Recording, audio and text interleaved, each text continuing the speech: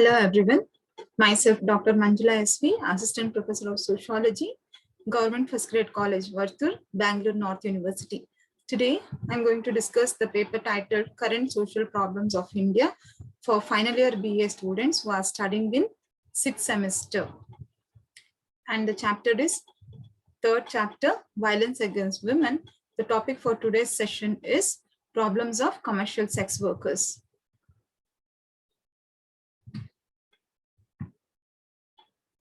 ಭಾರತದ ಪ್ರಚಲಿತ ಸಾಮಾಜಿಕ ಸಮಸ್ಯೆಗಳು ಅಧ್ಯಾಯ 3 ಮಹಿಳೆಯರ ವಿರುದ್ಧ ಹಿಂಸೆ. ವ್ಯಾಪಾರಿ ಲೈಂಗಿಕ ಕಾರ್ಯಕರ್ತರ ಸಮಸ್ಯೆಗಳು.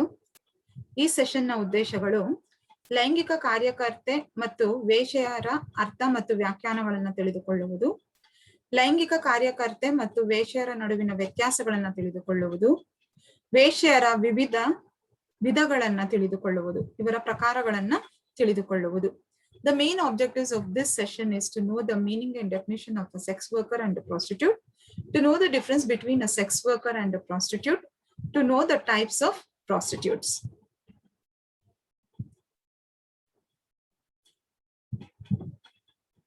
Firstly, introduction.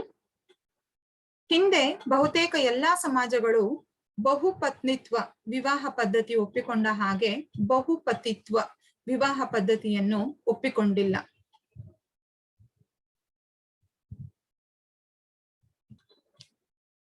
ಅನೇಕ ಹೆಣ್ಣುಗಳು ಒಬ್ಬ ಗಂಡಿಗೆ ಸಮ ಎನ್ನುವ ನಂಬಿಕೆ ಹಿಂದಿನಿಂದಲೂ ಇದೆ. ಹೆಣ್ಣು ತನ್ನ ಅಂಗಾಂಗಗಳನ್ನು ತೋರಿಸದಂತೆ ಪುರುಷನ ಅಡಿಯಲ್ಲೇ ಬದುಕುವ ವಾತಾವರಣ ಇತ್ತು. ಇಲ್ಲಿ ಬಹುಪತಿತ್ವ ಬಹುಪತ್ನಿತ್ವ. ಬಹುಪತ್ನಿತ್ವ ಅಂತ ಹೇಳಿದ್ರೆ ಒಂದು ಗಂಡು ಅನೇಕ ಹೆಣ್ಣುಗಳನ್ನ ವಿವಾಹವಾಗುವಂತಹ ಪದ್ಧತಿ.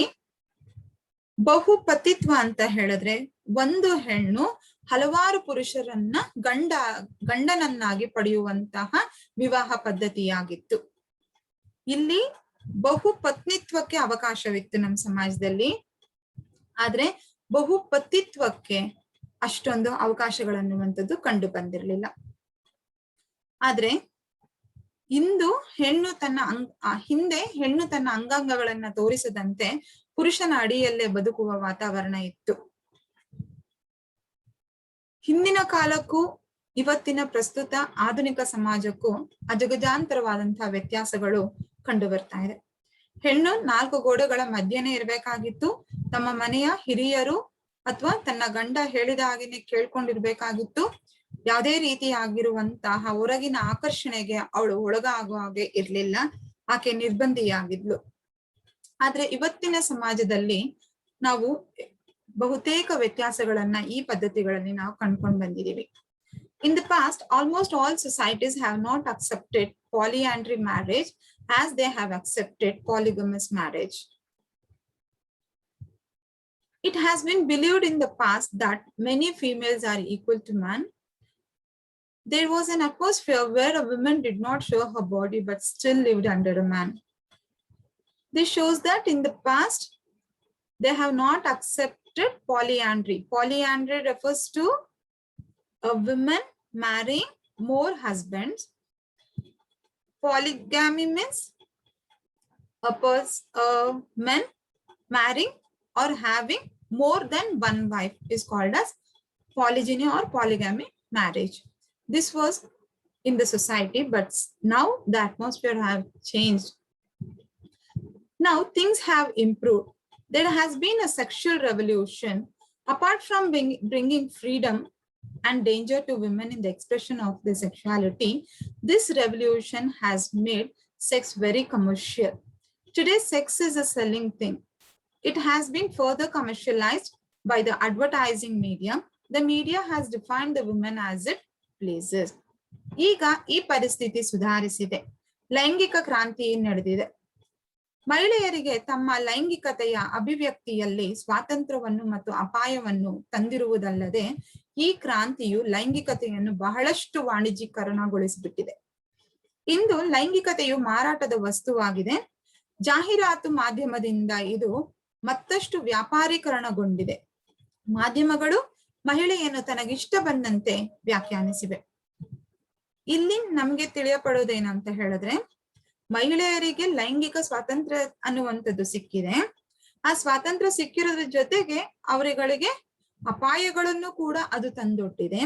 ಅಪಾಯದ ಜೊತೆಗೆ ಅವರು ಲೈಂಗಿಕತೆಯನ್ನು ವಾಣಿಜ್ಯೀಕರಣಗೊಳಿಸಿಕೊಂಡಿದ್ದಾರೆ.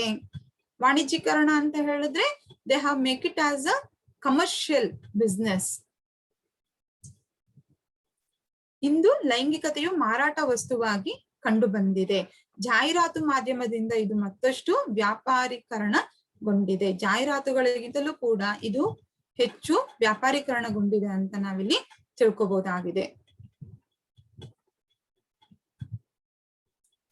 ಪಾಶ್ಚಿಮಾತ್ಯ ಸಮಾಜದಲ್ಲಿ ತೆಳ್ಳಗಿನ ಮೈಕಟ್ಟಿನ ಸ್ತ್ರೀಯರು, ಶ್ವೇತವರ್ಣದ ಸ್ತ್ರೀಯರು ಮತ್ತು ಶ್ರೀಮಂತ ಸ್ತ್ರೀಯರು ಲೈಂಗಿಕವಾಗಿ ಆಕರ್ಷರಾಗಿ ಇರುವರೆಂದು ಚಿತ್ರಿಸಿವೆ. ಲೈಂಗಿಕತೆಯ ವಾಣಿಜ್ಯೀಕರಣವು ಸ್ತ್ರೀಯರನ್ನು ಮತ್ತು ಪುರುಷರನ್ನು ಬಹಳಷ್ಟು ಕೀಳು ಮಟ್ಟದಲ್ಲಿ ಬಳಸುತ್ತಿವೆ. ಲೈಂಗಿಕತೆಯ ವಾಣಿಜ್ಯೀಕರಣ ಬಡ ಮಹಿಳೆಯರನ್ನು ಬಿಟ್ಟಿಲ್ಲ, ಕೀಳು ಮಟ್ಟದಲ್ಲಿ ಬಳಸುತ್ತಿವೆ. ಅವರು ತಮ್ಮ ಆರ್ಥಿಕ ಅಸ್ತಿತ್ವಕ್ಕಾಗಿ ಲೈಂಗಿಕ ವ್ಯವಹಾರ ಅಥವಾ ಉದ್ದಿಮೆಯಲ್ಲಿ ದುಡಿಯುವುದು ಎಷ್ಟೋ ಕಡೆಗಳಲ್ಲಿ ಅನಿವಾರ್ಯವಾದ ಸಂಗತಿಯಾಗಿದೆ. ಲೈಂಗಿಕ ಕ್ರಾಂತಿಯು ಲೈಂಗಿಕತೆಗೆ ಸಂಬಂಧಿಸಿದ ಹಿಂದಿನ ಅದೆಷ್ಟೋ ಪರಂಪರಾಗತ ನಿರ್ಬಂಧಗಳನ್ನು ತೊಡೆದು ಹಾಕಿರಬಹುದಾದರೂ ಜನಾಂಗ, ವರ್ಗ ಮತ್ತು ಸ್ತ್ರೀ ಪುರುಷ ಎಂಬ ಅಸಮಾನತೆಗಳು ಲೈಂಗಿಕ ಸಂಬಂಧಗಳನ್ನು ಹಾಗೂ ಮೌಲ್ಯಗಳನ್ನು ರೂಪಿಸುವಲ್ಲಿ ಮಹತ್ತರ ಪಾತ್ರವನ್ನ ವಹಿಸಿವೆ. ಇಂತಹ ಕ್ರಾಂತಿಯ ಮೂಲವನ್ನು 19ನೇ ಶತಮಾನದ ಅಂತ್ಯದ ಮತ್ತು 20ನೇ ಶತಮಾನದ ಆರಂಭದ ಸಾಮಾಜಿಕ ಹಾಗೂ ಐತಿಹಾಸಿಕ ಬದಲಾವಣೆಗಳಲ್ಲಿ ಗುರುತಿಸಬಹುದಾಗಿದೆ. ಅಂದ್ರೆ ಪಾಶ್ಚಿಮಾತ್ಯ ಸಮಾಜಗಳಲ್ಲಿ ಕಂಡು ಬಂದಿದ್ದಂತಹ ಲೈಂಗಿಕ ಚಟುವಟಿಕೆಗಳು ನಮ್ಮ ಭಾರತ ದೇಶಕ್ಕೂ ಕೂಡ ಕಾಲಿಟ್ಟಂತ ಸಂದರ್ಭದಲ್ಲಿ ಪಾಶ್ಚಿಮಾತ್ಯರು ನೋಡುವಂತಹ ಲೈಂಗಿಕ ಕಾರ್ಯಕರ್ತರ ಸ್ವರೂಪವೇ ಬೇರೆ ಆಗಿತ್ತು. ನಮ್ಮ ಭಾರತದಲ್ಲಿ ಅವರನ್ನ ನೋಡುವಂತ ರೀತಿನೇ ಬೇರೆ ಆಗಿತ್ತು. ಪಾಶ್ಚಿಮಾತ್ಯ ಸಮಾಜದಲ್ಲಿ ಹೆಣ್ಣನ್ನ ತೆಳ್ಳಗಿನ ಮೈಕಟ್ಟಿನ ಸ್ತ್ರೀಯರು, ಶ್ವೇತವರ್ಣದ ಸ್ತ್ರೀಯರು, ತೆಳ್ಳಗಿನ ಮೈಕಟ್ಟನ್ನು ಹೊಂದಿರ್ಬೇಕು, ಶ್ವೇತವರ್ಣ ಅಂದ್ರೆ ಬೆಳ್ಳಗೆ ಇರುವಂತ ಸ್ತ್ರೀಯರು, ಮತ್ತೆ ಅವರು ಶ್ರೀಮಂತ ಸ್ತ್ರೀಯರು ತುಂಬಾ ಲೈಂಗಿಕವಾಗಿ ಆಕರ್ಷಕರಾಗಿ ಇರುವರೆಂದು ಚಿತ್ರಿಸಲಾಗಿದೆ. That is women are portrayed as sexually attractive. ಲೈಂಗಿಕತೆಯ ವಾಣಿಜ್ಯೀಕರಣವು ಸ್ತ್ರೀಯರನ್ನು ಮತ್ತು ಪುರುಷರನ್ನು ಬಹಳಷ್ಟು ಕೀಳುಮಟ್ಟಾಗಿ ಬಳಸುತ್ತಿವೆ. The commercialisation of sex is using women and men at such a low level that they can live, and this has not left even the poor women. ಇಲ್ಲಿ ಶ್ರೀಮಂತರು ಬಡವರು ಅನ್ನುವಂತಹ ಭೇದ ಭಾವ ಇಲ್ಲ. ಇಲ್ಲಿ ಯಾರು ಬೇಕಾದ್ರೂ ಕೂಡ ಈ ಉದ್ಯೋಗದಲ್ಲಿ ತೊಡಗಬಹುದು ಅನ್ನುವಂಥದ್ನ ಇಲ್ಲಿ ತೋರಿಸ್ಕೊಟ್ಟಿದೆ. ಲೈಂಗಿಕ ಕ್ರಾಂತಿಯು ಲೈಂಗಿಕತೆಗೆ ಸಂಬಂಧಿಸಿದ ಹಿಂದಿನ ಅದೆಷ್ಟೋ ಪರಂಪರಾಗತ ನಿರ್ಬಂಧಗಳನ್ನ ತೊಡೆದು ಹಾಕಿದಾವೆ. ಆದಾಗ್ಯೂ ಕೂಡ ಜನಾಂಗ, ವರ್ಗ ಮತ್ತು ಸ್ತ್ರೀ ಪುರುಷ ಎಂಬ ಅಸಮಾನತೆಗಳು ಲೈಂಗಿಕ ಸಂಬಂಧಗಳನ್ನು ಹಾಗೂ ಮೌಲ್ಯಗಳನ್ನು ರೂಪಿಸುವಲ್ಲಿ ಮಹತ್ತರವಾದಂತಹ ಪಾತ್ರವನ್ನ ವಹಿಸಿವೆ ಅನ್ನುವಂಥದ್ದನ್ನ ನಾವಿಲ್ಲಿ ತಿಳ್ಕೊಬಹುದಾಗಿದೆ. In Western societies, women have good physique, fair complexion, and rich women are portrayed as sexually attractive. The women with good physique, fair complexion, and rich women are portrayed as sexually attractive. This shows that women who are thin, who are fair, and who are rich are considered as to be very much attractive. Not only attractive, but they are sexually attractive. The commercialization of sex is using women and men at such a low level that they can live in this and had not left even poor women also. As I said, this does not restrict any women from this field. Any women can be attracted, or any women without having any proper economic, who are facing economic burden, are also easily slipping out to this industry. It has become inevitable in many places that they will work in sex business or industry for their financial existence. Although the sexual revolution may have eliminated any previous traditional restrictions on sex, the inequalities of races, class, and men and women have played a major role in shaping sexual relationships and values. The origin of such a sexual industry or a sexual revolution can be traced back to the social and historical changes of the end of 19th century and the early 20th century. The problem of prostitution is becoming more and more acute in the country as the country is getting more and more industrialized. Here, the two relative word is if the country is becoming more and more industrialized, then the problem of prostitution is also go beside this. The problem of prostitution as we understand it today is mostly urban and more particularly it is metropolitan. Unsatisfactory housing conditions and imperfect family patterns in cities have led to an increase of prostitution in the cities and metropolitan area. Here, as the country goes industrialized, even the prostitution is also growing in such a way. The problem of prostitution as we have understand it today, it is mostly urban and particularly it is a metropolitan, means more than rural areas, we can find the prostitution in urban areas and metropolitan cities. What has made them to become a prostitute is the imperfect family patterns, housing conditions has made them to increase the number of cases of prostitution in the urban areas. ಇಂದಿನ ಕೈಗಾರಿಕಾ ಮತ್ತು ನಗರೀಕರಣಗೊಂಡ ಸಂಕೀರ್ಣ ಸಮಾಜದಲ್ಲಿ ಅನೇಕ ಜಟಿಲ ಸಮಸ್ಯೆಗಳೊಂದಿಗೆ ವ್ಯಾಪಾರಿ ಲೈಂಗಿಕ ಕಾರ್ಯಕರ್ತರು ವೇಶ್ಯಾವೃತ್ತಿ ಎಂಬ ಸಮಸ್ಯೆಯನ್ನು ಸೃಷ್ಟಿಸಿದ್ದಾರೆ. ಇವರು ಅನೈತಿಕ ಮಾರ್ಗ ಹಿಡಿದ ಹಣಕ್ಕಾಗಿ, ಲೈಂಗಿಕ ತೃಷೆಗಾಗಿ, ಬದುಕು ಸಾಗಿಸುವುದಕ್ಕಾಗಿ ಯಾವುದೇ ವೃತ್ತಿ ಕೌಶಲ್ಯ ಇಲ್ಲದಿರುವುದರಿಂದ ಒಳ್ಳೆಯ ಉದ್ಯೋಗ ದೊರೆಯದೆಯೇ ಇರುವುದಕ್ಕಾಗಿ, ತಮ್ಮ ಕುಟುಂಬ ನಿರ್ವಹಣೆಗಾಗಿ, ಮಕ್ಕಳ ಪಾಲನೆಗಾಗಿ, ದೀರ್ಘಕಾಲಿಕ ಅವಿವಾಹಿತರಾಗಿರುವುದಕ್ಕಾಗಿ, ವಿಧವೆಯಾಗಿ ಗಂಡನಿಂದ ವಿಚ್ಛೇದಿತರಾಗಿ, ಪರಿತ್ಯಜಿಸುವವರಾಗಿ, ಲೈಂಗಿಕ ಬಲಾತ್ಕಾರಕ್ಕೊಳಪಟ್ಟು ಗಂಡ ಅಥವಾ ಆತನ ಸಂಬಂಧಿಕರಿಂದ ತ್ಯಜಿಸಲ್ಪಟ್ಟವರಾಗಿ, ಲೈಂಗಿಕತೆಯ ಕಾರಣಕ್ಕಾಗಿ ವ್ಯಾಪಾರಿ ಲೈಂಗಿಕ ಕಾರ್ಯಕರ್ತೆಯರಾಗಿರುವುದುಂಟು. ಲೈಂಗಿಕ ಕಾರ್ಯಕರ್ತೆಯು ಇಂದು ಒಂದು ಉದ್ದಿಮೆಯಾಗಿ ಬೆಳೆದಿರುವುದನ್ನು ನಾವು ಕಾಣುತ್ತೇವೆ. ಇಲ್ಲಿ ಯಾತಕ್ಕೋಸ್ಕರ ಇವರು ಲೈಂಗಿಕ ಕಾರ್ಯಕರ್ತರಾಗಿ ವೇಶ್ಯ ವೃತ್ತಿಯಲ್ಲಿ ತೊಡಗಿದ್ದಾರೆ ಅನ್ನುವಂಥದ್ದನ್ನು ನಾವಿಲ್ಲಿ ಕಾಣ್ಬೋದು. ವ್ಯಾಪಾರಿ ಲೈಂಗಿಕ ಕಾರ್ಯಕರ್ತರು ವೇಶ್ಯಾವೃತ್ತಿ ಎಂಬ ಸಮಸ್ಯೆಯನ್ನು ಸೃಷ್ಟಿಸಿದ್ದಾರೆ. ಇವರು ಅನೈತಿಕ ಮಾರ್ಗ ಹಿಡಿದು ಹಣಕ್ಕಾಗಿ, ಲೈಂಗಿಕ ತೃಷೆಗಾಗಿ ಬದುಕನ್ನ ಸಾಗಿಸುವುದನ್ನು ನಾವು ಕಾಣಬಹುದಾಗಿದೆ. ಯಾವುದೇ ವೃತ್ತಿ ಕೌಶಲ್ಯ ಇಲ್ಲದೆ ಇರುವುದರಿಂದ ಒಳ್ಳೆಯ ಉದ್ಯೋಗ ಅನ್ನುವಂಥದ್ದು ಇವರಿಗೆ ದೊರೆಯದೇ ಇರುವಂತಹ ಕಾರಣದಿಂದ ಕುಟುಂಬದ ನಿರ್ವಹಣೆಗೆ, ಮಕ್ಕಳ ಪಾಲನೆ ಪೋಷಣೆಗೋಸ್ಕರ ದೀರ್ಘಕಾಲ ಅವಿವಾಹಿತರಾಗಿ ಇರುವುದಕ್ಕಾಗಿ, ವಿಧವೆಯಾಗಿ ಗಂಡನಿಂದ ವಿಚ್ಛೇದಿತರಾಗಿ, ಪರಿತ್ಯಜಿಸುವವರಾಗಿ, ಲೈಂಗಿಕ ಬಲಾತ್ಕಾರಕ್ಕೊಳಪಟ್ಟು ಗಂಡ ಅಥವಾ ಆತನ ಸಂಬಂಧಿಕರಿಂದ ತ್ಯಜಿಸಲ್ಪಟ್ಟವರಾಗಿದ್ದಾರೆ. ಅಂಥವರು ಈ ಲೈಂಗಿಕ ಕಾರ್ಯಕರ್ತರಾಗಿ ಕೆಲಸವನ್ನ ಮಾಡ್ತಾ ಇರುವಂತದನ್ನ ನಾವು ಕಾಣಬಹುದಾಗಿದೆ. ಈಗ ಅರ್ಥ ಮತ್ತು ವ್ಯಾಖ್ಯೆಗಳು. ಸೆಕ್ಸ್ ವರ್ಕ್ ಎಂಬ ಪದವನ್ನು 1978ರಲ್ಲಿ ದೀರ್ಘಕಾಲದ ವೇಶ್ಯರ ಹಕ್ಕುಗಳ ಕಾರ್ಯಕರ್ತರಾದ ಕರೋಲ್ ಲೀ ಪರಿಚಯಿಸಿದರು. 1987ರಲ್ಲಿ ಫ್ರೆಡ್ರಿಕ್ ಡೆಲಾಕೋಸ್ಟೆ ಮತ್ತು ಪ್ರಿನ್ಸ್ಲಾ ಅಲೆಕ್ಸಾಂಡರ್ ಸಂಪಾದಿಸಿದ sex work, women in the sex industry ಬರಹಗಳು ಎಂಬ ಸಂಕಲನದ ಪ್ರಕಟಣೆಯ ನಂತರ ಅದರ ಬಳಕೆ ಪ್ರಾಮುಖ್ಯತೆಯನ್ನ ಪಡೆಯಿತು. ಅಂದಿನಿಂದ ಈ ಪದವು ವ್ಯಾಪಕ ಪ್ರಚಾರವನ್ನು ಗಳಿಸಿದೆ. ಈ ಪದವನ್ನು ಆಕ್ಸ್ಫರ್ಡ್ ನಿಘಂಟಿನಲ್ಲಿಯೂ ಪಟ್ಟಿ ಮಾಡಲಾಗಿದೆ. ಸಂಪ್ರದಾಯವಾದಿಗಳು ಮತ್ತು ಲೈಂಗಿಕ ಉದ್ಯಮವನ್ನು ವಿರೋಧಿಸುವವರು ಈ ಪದವನ್ನು ವಿರೋಧಿಸಿದ್ದಾರೆ. ಅವರು ಲೈಂಗಿಕ ಕೆಲಸ, ಸೆಕ್ಸ್ ವರ್ಕ್ ಎಂಬ ಪದವನ್ನು ಕಾನೂನುಬದ್ಧಗೊಳಿಸುವ ಅಪರಾಧ ಚಟುವಟಿಕೆ ಅಥವಾ ಒಂದು ರೀತಿಯ ಕಾರ್ಮಿಕರಾಗಿ ಶೋಷಣೆ ಎಂದಿದ್ದಾರೆ. ಇಲ್ಲಿ ಮೊದಲಿಗೆ ಸೆಕ್ಸ್ ವರ್ಕ್ ಅನ್ನುವಂತಹ ಪದವನ್ನ 1978ರಲ್ಲಿ ವೇಶ್ಯೆಯರ ಹಕ್ಕುಗಳ ಕಾರ್ಯಕರ್ತರಾಗಿ ಇದ್ದಂತಹ ಕರೋಲ್ ಲೀ ಪ್ರಥಮ ಬಾರಿಗೆ ಪರಿಚಯಿಸಿದರು. ನಂತರದಲ್ಲಿ ಈ ಪದವನ್ನ sex work, women in the sex industry ಬರಹಗಳಲ್ಲಿ ನಾವು ಈ ಪದದ ಬಳಕೆ ಅನ್ನುವಂಥದ್ದನ್ನು ನಾವು ಕಾಣಬಹುದಾಗಿದೆ. Meaning and definitions. The term sex work was coined in 1978 by a long-time prostitutes rights activist, Carol Lee. Its use became popularized after publication of the anthology Sex Work Writings by Women in the Sex Industry in 1987, edited by Frederick Delacoste and Priscilla Alexander.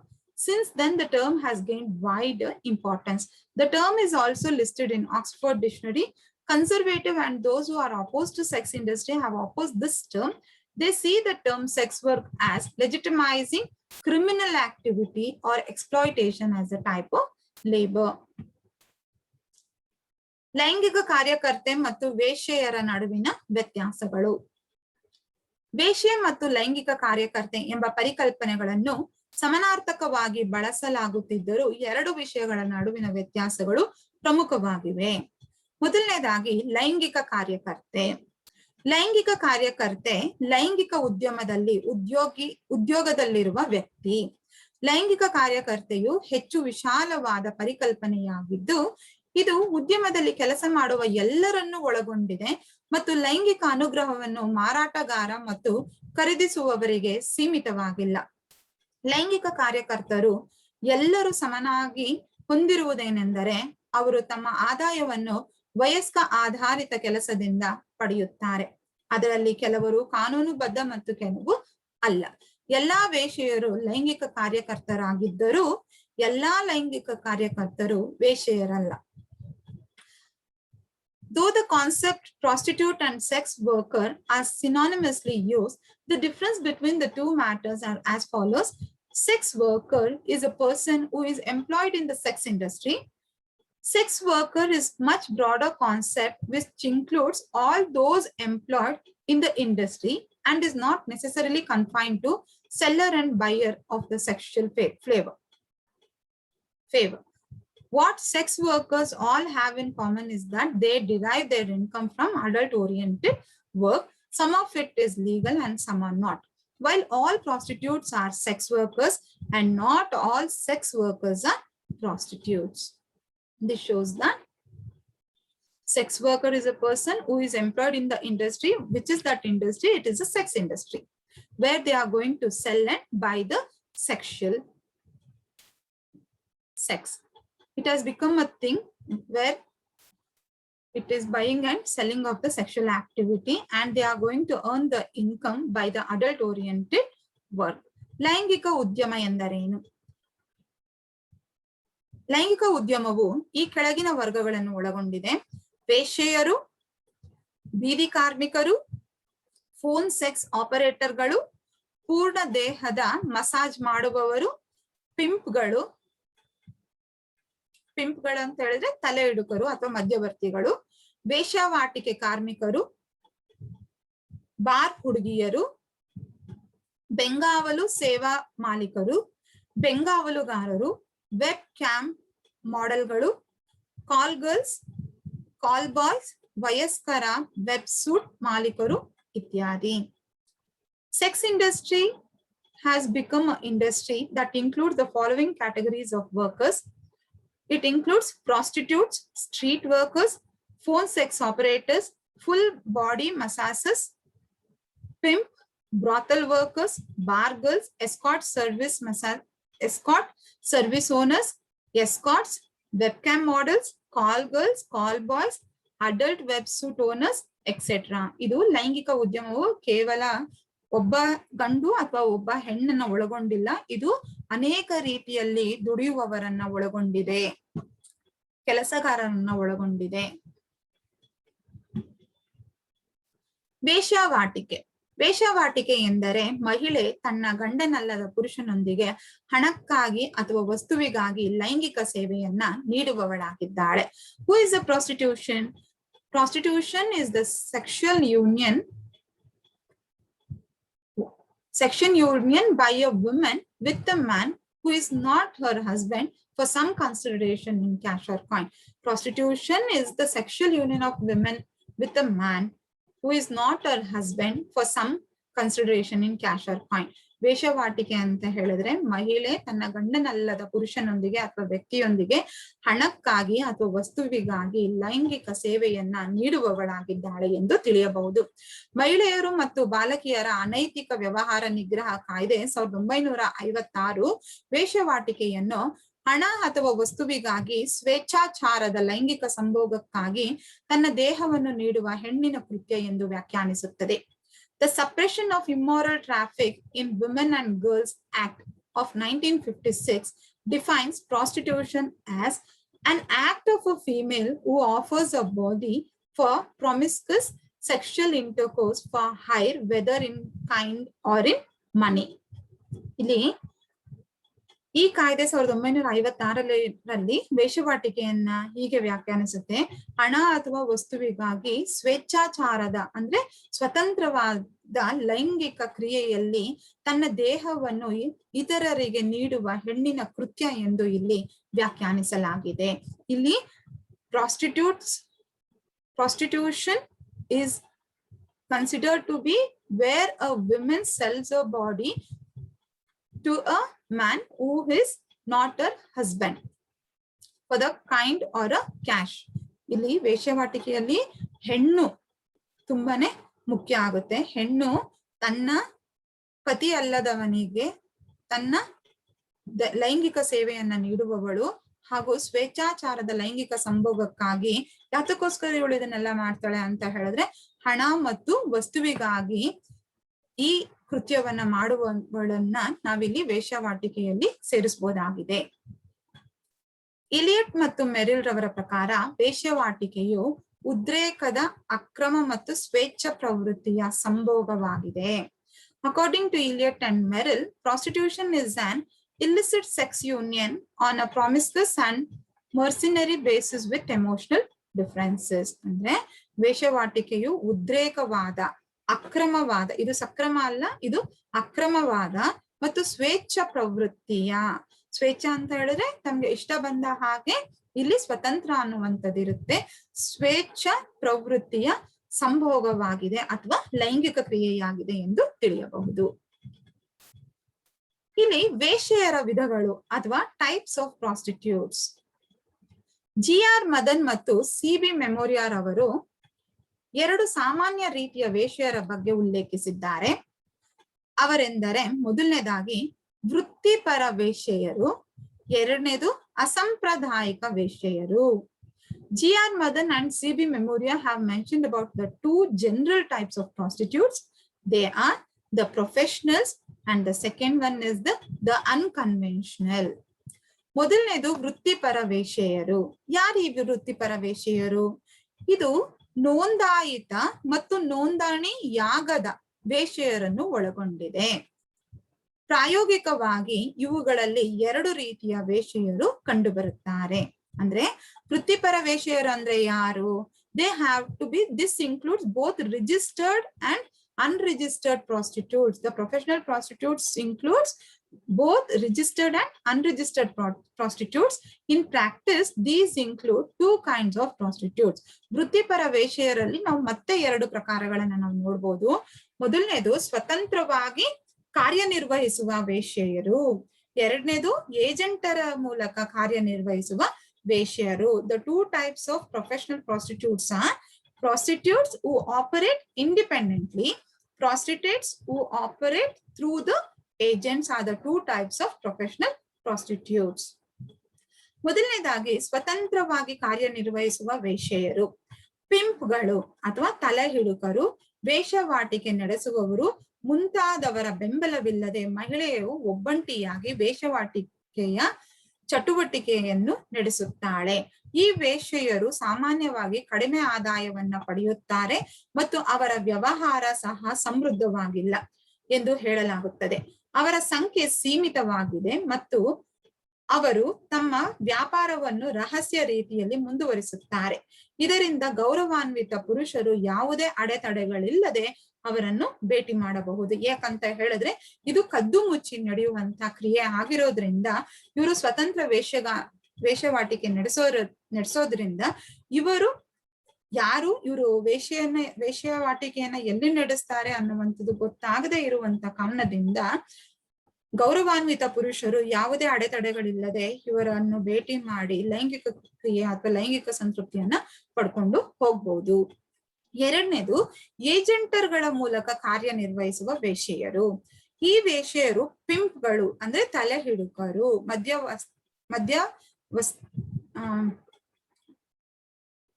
ಪಿಂಪ್ಗಳು ಅಥವಾ ತಲೆ ಹಿಡುಕರು ಅಥವಾ ಮಧ್ಯವರ್ತಿಗಳು ವೇಶ್ಯಾವಾಟಿಕೆ ನಡೆಸುವ ಏಜೆಂಟರ ಮೂಲಕ ಕಾರ್ಯನಿರ್ವಹಿಸುತ್ತಾರೆ. ಅಂದ್ರೆ ವೇಶ್ಯಾವಾಟಿಕೆ ನಡೆಸುವಂತಹ ಮಹಿಳೆಯರು ಏಜೆಂಟರ್ಗಳ ಮೂಲಕ ಇವರು ಕಾರ್ಯವನ್ನ ನಿರ್ವಹಿಸ್ತಾರೆ. ವೇಶ್ಯಾವಾಟಿಕೆ ನಡೆಸುವ ಏಜೆಂಟರು ಉತ್ತಮ ವ್ಯವಹಾರ ಹೊಂದಿರುವುದು ಕಂಡು ಬರುತ್ತದೆ. ಲೈಂಗಿಕ ಕ್ರಿಯೆಗಾಗಿ 10 ರಿಂದ 12 ಪುರುಷರನ್ನು ಈತ ಹೊಂದಿರುತ್ತಾನೆ. ಅವರು ಸಾಮಾನ್ಯವಾಗಿ ಕೆಟ್ಟ ಖ್ಯಾತಿಯ ಮನೆಗಳಲ್ಲಿ ವಾಸಿಸುತ್ತಾರೆ. ಅದು ಏಜೆಂಟರ ಮೂಲಕ ಗ್ರಾಹಕರನ್ನು ಆಕರ್ಷಿಸುವ ಅಗ್ಗದ ವೇಶ್ಯಾವಾಟಿಕೆಗಳಾಗಿದ್ದಾವೆ. ಅಂದ್ರೆ ಮೊದಲನೇದು ಸ್ವತಂತ್ರವಾಗಿ ಮಹಿಳೆ ತಾನೇ ಈ ವೇಶ್ಯಾವಾಟಿಕೆಯಲ್ಲಿ ತೊಡಗಿರುವಂತದ್ದು, ಅದು ಯಾರಿಗೂ ಸಹ ಅಷ್ಟು ಆಗಿ ಗೊತ್ತಿರೋದಿಲ್ಲ ಅನ್ನುವಂಥದ್ದು.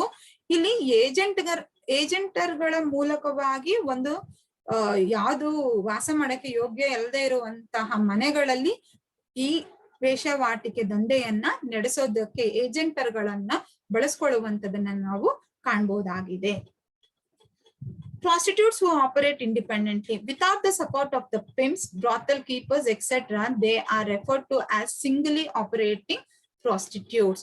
And means here they are independent, they operate singly, means they do not take the help of the agents. It is said that these prostitutes normally get less income and their business is also not prosperous. Their number is rather limited and they carry on their trade in a secret manner so that respectable men can visit them without any hindrance.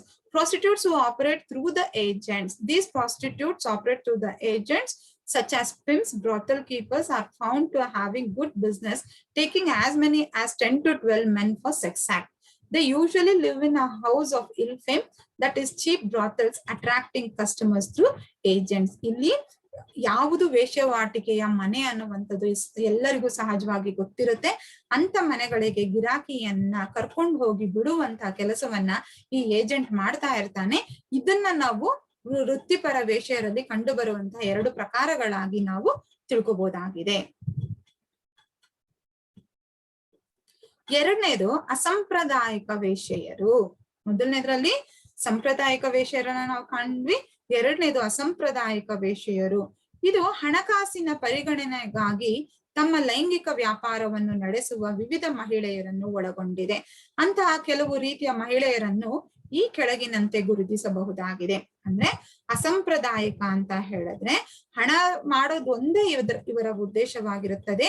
ಈ ಹಣಕಾಸಿನ ಪರಿಗಣನೆಗಾಗಿ ತಮ್ಮ ಲೈಂಗಿಕ ವ್ಯವಹಾರವನ್ನು ನಡೆಸುವ ವಿವಿಧ ಮಹಿಳೆಯರನ್ನು ಇದು ಒಳಗೊಂಡಿದೆ. ಮೊದಲನೇದು ಸಾಂದರ್ಭಿಕ ವೇಶ್ಯೆಯರು. ಯಾರು ಈ ಸಾಂದರ್ಭಿಕ ವೇಶ್ಯೆಯರು? ವಿದ್ಯಾವಂತ ಶ್ರೀಮಂತ ಕುಟುಂಬದ ಮಹಿಳೆಯರು ನಡೆಸುವಂತಹ ಕ್ರಿಯೆಯಾಗಿದೆ. ಇಲ್ಲಿ ಮುಂಚೆಯಿಂದನೂ ತಾವು ವೇಶ್ಯಾವಾಟಿಕೆಯಲ್ಲಿ ತೊಡಗಬೇಕು ಅನ್ನುವಂತ ಯಾವುದೇ ಉದ್ದೇಶ ಅನ್ನುವಂಥದ್ದು ಇರೋದಿಲ್ಲ. ಕೆಲವೊಮ್ಮೆ ವಿದ್ಯಾವಂತ ಶ್ರೀಮಂತ ಕುಟುಂಬದ ಮಹಿಳೆಯರು ಇದರಲ್ಲಿ ಫ್ಯಾಷನ್ಗೋಸ್ಕರ ಅಥವಾ to lead a luxurious life ಅನ್ನುವಂಥದ್ದು ಅಥವಾ ಲೈಫ್ ಸ್ಟೈಲ್ ನ ಚೇಂಜ್ ಮಾಡೋದಕ್ಕೋಸ್ಕರ ನಡೆಸುವಂತಹ ಕ್ರಿಯೆಯಾಗಿದೆ. ಸಂಭವನೀಯ ವೇಶ್ಯೆಯರು ಕುಟುಂಬ ನಿರ್ವಹಣೆಗಾಗಿ ಕಡಿಮೆ ಆದಾಯವುಳ್ಳ ಕೆಲವರು ಈ ವೃತ್ತಿಗೆ ಬೀಳುವುದುಂಟು. ಯಾರಲ್ಲಿ ಆರ್ಥಿಕ ತೊಡಕು ಅನ್ನುವಂಥದ್ದು ಕಂಡು ಬರುತ್ತೋ, ಯಾರು ಆರ್ಥಿಕವಾಗಿ ದುರ್ಬಲರಾಗಿರ್ತಾರೋ ಅಂಥವರು ಕುಟುಂಬದ ನಿರ್ವಹಣೆಯೂ ಕೂಡ ಅಂತವರಿಗೆ ಕಷ್ಟ ಆಗಿರುವಂತ ಸಂದರ್ಭದಲ್ಲಿ ಕಡಿಮೆ ಆದಾಯವುಳ್ಳಂತವರು ಈ ವೃತ್ತಿಗೆ ಬೀಳೋದನ್ನು ನಾವು ಕಾಣ್ಬೋದಾಗಿದೆ. ಮೂರನೇದು ವಿವಾಹಿತ ಮಹಿಳೆ. ಕೆಲವು ಗಿರಾಕಿಗಳೊಡನೆ ಅನೈತಿಕ ಚಟುವಟಿಕೆಯನ್ನ ನಡೆಸುವವಳಾಗಿರ್ಬಹುದು. ಇಲ್ಲಿ ವೇಶ್ಯಾವಾಟಿಕೆಯಲ್ಲಿ ಬರೀ ಅವಿವಾಹಿತ ಹೆಣ್ಣು ಮಕ್ಕಳೇ ಇರ್ತಾರೆ ಅಂತ ಹೇಳಕ್ ಸಾಧ್ಯ ಇಲ್ಲ. ವಿವಾಹಿತ ಮಹಿಳೆಯೂ ಕೂಡ ಇದರಲ್ಲಿ ಕಂಡು ಬರ್ಬೋದು. ನೆಕ್ಸ್ಟ್ ಉಪಪತ್ನಿ. ವೃತ್ತಿಪರ ಹಾಡುಗಾರರು ನರ್ತಕಿಯರನ್ನು ಉಪಪತ್ನಿಯನ್ನಾಗಿ ಶ್ರೀಮಂತರು ಇಟ್ಟುಕೊಂಡಿರುವುದನ್ನ ನಾವು ಕಾಣ್ಬೋದಾಗಿದೆ. ಅಂದ್ರೆ to have an external relationship with the famous singers or dancers. The unconventional prostitutes. This includes a variety of women who carry on the sex trade for monetary consideration. Some such type of women may be identified as follows. First one is occasional prostitutes. This includes large number of women belonging to sophisticated class of educated strata and from well-to-do families. Here the intention is only to earn money. Incidental prostitutes. Some people with low incomes for family maintenance fall into this sexual act. Here, the economic crisis of the family may lead a woman to fall into this sex act. Married women. This includes those who indulge in immoral activities with very few clients. Concubinage system. Under this, the mistress or her guardians enter into an agreement with the male member for a stipulated period. Here, the mistress mostly belongs to the class of professional singers and dancers.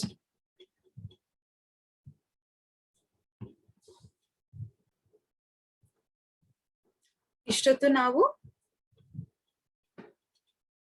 ವೇಶ್ಯಾವಾಟಿಕೆ ಅಂದ್ರೆ ಏನು, ವೇಶ್ಯೆಯರು ಅಂದ್ರೆ ಯಾರು, ಲೈಂಗಿಕ ಕಾರ್ಯಕರ್ತರೆ ಅಂದ್ರೆ ಯಾರು, ಲೈಂಗಿಕ ಉದ್ಯಮ ಅಂದ್ರೆ ಏನು, ಮತ್ತೆ ವೇಶ್ಯೆಯರಿಗೂ ಮತ್ತು ಲೈಂಗಿಕ ಕಾರ್ಯಕರ್ತೆಯರಿಗೂ ಕಂಡು ಬಂದಿರುವಂತಹ ವ್ಯತ್ಯಾಸಗಳೇನು ಮತ್ತು ವೇಶ್ಯೆಯರ ವಿಧಗಳನ್ನ ನಾವು ತಿಳ್ಕೊಂಡಿದ್ದೀವಿ. ಧನ್ಯವಾದಗಳು.